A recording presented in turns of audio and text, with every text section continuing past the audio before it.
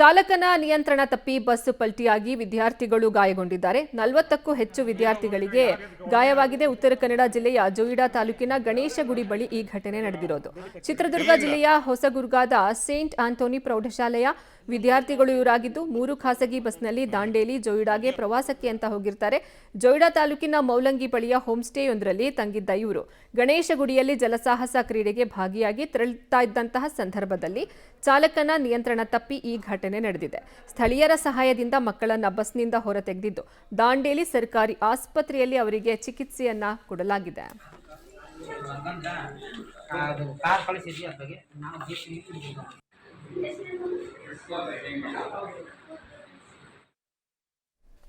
ಚಾಲಕನ ನಿಯಂತ್ರಣ ತಪ್ಪಿ ಕೆರೆಗೆ ಸಿಮೆಂಟ್ ಲಾರಿ ಉರುಳಿದೆ. ಅದೃಷ್ಟವಶಾತ್ ಚಾಲಕ ಮತ್ತು ಕ್ಲೀನರ್ ಅಪಾಯದಿಂದ ಪಾರಾಗಿದ್ದಾರೆ. ಬೆಂಗಳೂರು ಗ್ರಾಮಾಂತರ ಜಿಲ್ಲೆ ದೇವನಹಳ್ಳಿ ತಾಲೂಕಿನ ಗುಡುವನಹಳ್ಳಿ ಕೆರೆ ಏರಿ ಮೇಲೆ ಈ ಘಟನೆ ಆಗಿದೆ.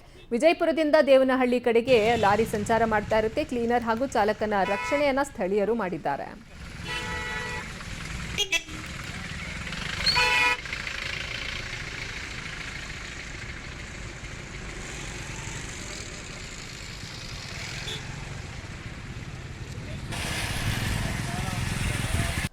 ಮನೆಯಲ್ಲಿ ಗ್ಯಾಸ್ ಸಿಲಿಂಡರ್ ಸ್ಫೋಟಗೊಂಡು ತಾಯಿ ಹಾಗೂ 3 ಮಕ್ಕಳು ಗಾಯಗೊಂಡ ಘಟನೆ ದಕ್ಷಿಣ ಕನ್ನಡ ಜಿಲ್ಲೆಯ ಉಳ್ಳಾಳ ತಾಲೂಕಿನ ಮಂಜನಾಡಿ ಕಂಖಿಡ ಎಂಬಲ್ಲಿ ನಡೆದಿದೆ. ಸದ್ಯ ವಿದೇಶದಲ್ಲಿರುವ ಖಂಡಿಕಾ ನಿವಾಸಿ ಮುತ್ತಲಿಬ್ ಅನ್ನೋರ ಮನೆಯಲ್ಲಿ ಇಂದು ಬೆಳಗಿನ ಜಾವ ಭಾರೀ ಸ್ಫೋಟವಾಗಿದ್ದು ಈ ವೇಳೆ ಮನೆಯ ಮೇಲ್ಛಾವಣಿ ಸಂಪೂರ್ಣವಾಗಿ ಹಾರಿ ಹೋಗಿದೆ.